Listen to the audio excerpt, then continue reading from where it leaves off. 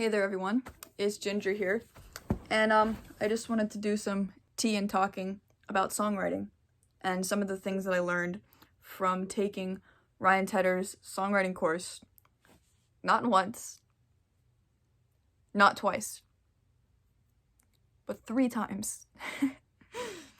And yes, his songwriting course was $200, but if you take it once, they let you take it again for $70, and so it was totally worth it. I learned so much more after taking it multiple times.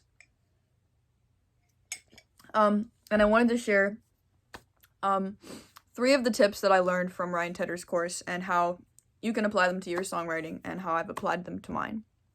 So, before you click away, let's jump into it.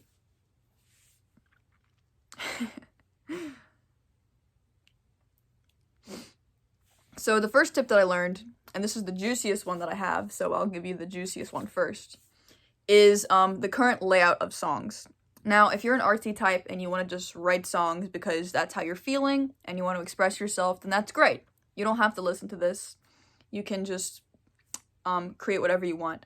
But if you're like me, sometimes, and you want to write songs that people enjoy, something that people can grasp, something that people think is catchy and clever and likes, and a song that maybe somebody else would want to sing and cut your song, which means record it and make money from them singing your song, then I lost my train of thought. Oh, then the first tip is the layout of the song. And if you know anything about songwriting, you probably know the typical layout that most people use. Intro, verse, pre-chorus, chorus, second verse, pre-chorus, chorus, bridge, chorus. Now this is how people used to do it, and I'll keep this video short. That's how people used to do it, but times have changed and people's attention spans are much shorter, and these are Ryan Tedder's words, not me. But songs are about 2.5 minutes long now, or shorter, and you can just see that by looking at the Spotify, top songs on Spotify. And the layouts of the songs have changed, which was mind-blowing for me to hear that. And so there's a new layout that people are using for songs, which can help you make your song shorter. And so that layout is this. You start with your chorus. And the reason for that is because with people's attention spans being shorter and people wanting to use songs on TikTok, if you start with a chorus, you're giving them what they want right when they want it.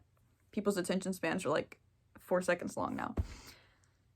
So you start with your chorus, then you go into a verse, then you go into a pre-chorus or a chorus, doesn't really matter, and then you go into a second verse. But this is where it's interesting. In that second verse, you don't sing it like your first verse. You sing it completely different, almost as if it's a bridge.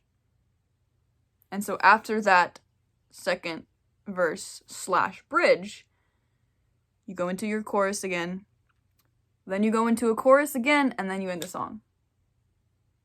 And so my mind was like, when I heard that, because the verses are usually the same melody, maybe a little bit different. But for one, people's attention spans are shorter, like I said, and for 2, a lot of people are featuring other artists in their songs nowadays. And so when you feature another artist, you want them to give their own spin. And that's why second verses are different now, because you're either featuring yourself and doing something totally different, or you're featuring another artist and they're doing something totally different. So that layout again is chorus, verse, pre-chorus or chorus, second verse, and then pre-chorus or right into the chorus, chorus again, song over. So that's the layout of a song. Blew my mind. And this next tip goes along with melodies. And I myself have been writing for over 10 years. It's been 12 years now. I'm 22. And I've written 500 songs. I've had songs featured in podcasts and a new TV series that was coming out of Portland, Oregon. And I have these methods that I use. There's 12 of them. And I don't typically get stuck when I write. It's pretty easy for me to create a melody and match it with lyrics and match that with chords and connect them all together. So I put the link below if you want to check that out. It's super simple. You don't even need music theory to use the methods. I myself don't know much about music theory, so I'm living proof. But this is Ryan Tedder's tip. This is Ryan Tedder's tip number 2, which I've added to my arsenal of tips. And that's called saving the note. And so, just grab my guitar. Let's say your chorus melody is this.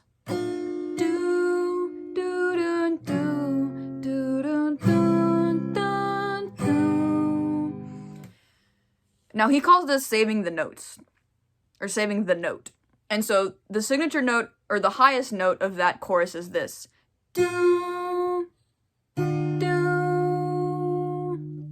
So if you're writing a verse, and you say you're using the same chords, you don't want to use that note in the verse. So instead, go to a different note.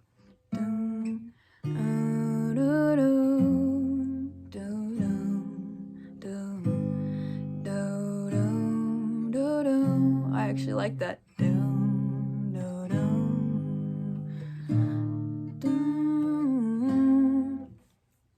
So then, when you go to the chorus, that note is a breath of fresh air. Your listeners are like, wow, that's something totally new. I haven't heard that note before. It keeps them engaged. And that's what songwriting is. You're keeping somebody engaged for 2.5 minutes. So whatever you can do to keep them engaged, do it. And so save that note. Don't use that note in the verse. Save it for the chorus. My mind was blown. So that's tip number 2. Tip number 3 is super simple, and a lot of songwriters do this naturally. But if you find your song is redundant or boring, you might be able to use this tip. And so, if you know anything about music, music is 1, 2, 3, 4. 1, 2, 3, 4. For the most part, that's how most songs go. 1, 2, 3, 4. And so, let's say your chorus is falling in love. That's the first line. Falling in love. Fall. That fall is landing on the 1, 2, 3, 4. 1, 2, 3, 4. Falling in love. Falling on the 1. And so if you have a verse, don't start your verse on the 1. Start it either a little before the 1 or a little after the 1. And so if your verse is dun. So if your verse melody is do do do do, instead of starting it do do do do on the 1, you can go do do do do. That's on the 1 and 2. 1 and 2 and 1 and 2. Do. Actually, no, it's on the 2. Excuse me. Do do do do.